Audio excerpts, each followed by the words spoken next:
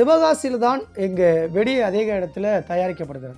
அதே போல் வேதாகமம் ஒரு குறிப்பிட்ட இடத்துல மட்டும்தான் வேதாகமத்தை அச்சிட்டு அநேகருக்கு கொடுத்து கொண்டு வந்தார்கள். ஆனால் இப்போ சமீப காலங்க பார்த்தீங்க அப்படின்னா அநேக இடங்களில் வேதாகமம் அச்சடிக்கப்படுகிறது. குறிப்பாக சிவகாசிலையும் அநேக இடங்களில் அச்சடிக்கப்படுகிறது.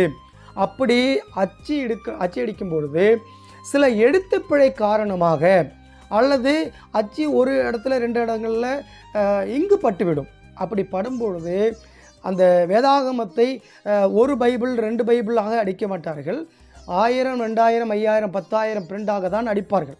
அப்படி அடிக்கும் பொழுது ஒரு சில பிழைகள் வரும்பொழுது அல்லது இங்கு எதை படும்பொழுது அதை விநியோகிக்க முடியாது, கொடுக்க முடியாது. எழுத்து பிழையோ அல்லது தவறாக இருக்கும் பொழுதோ இல்லை பேப்பர் ஏதாவது மிஸ்டேக் ஆகும் பொழுதோ அதை விநியோகிக்க முடியாது. அப்போ என்ன பண்ணுவார்கள், எடுத்து அதை ஒரு இடத்துல போட்டு விடுவார்கள். அப்படி போடும் பொழுது சிவகாசியில் தான் வெடி தயாரிப்பு அதிகமாக இருப்பதனால இந்த வேஸ்டேஜ் பேப்பரையாக அவர்கள் மொத்தமாக விற்பனை செய்து விட்டார்களா என்றெல்லாம் நாம் இங்கே சிந்திக்கிற இடத்துல நம்ம இருக்கிறோம்.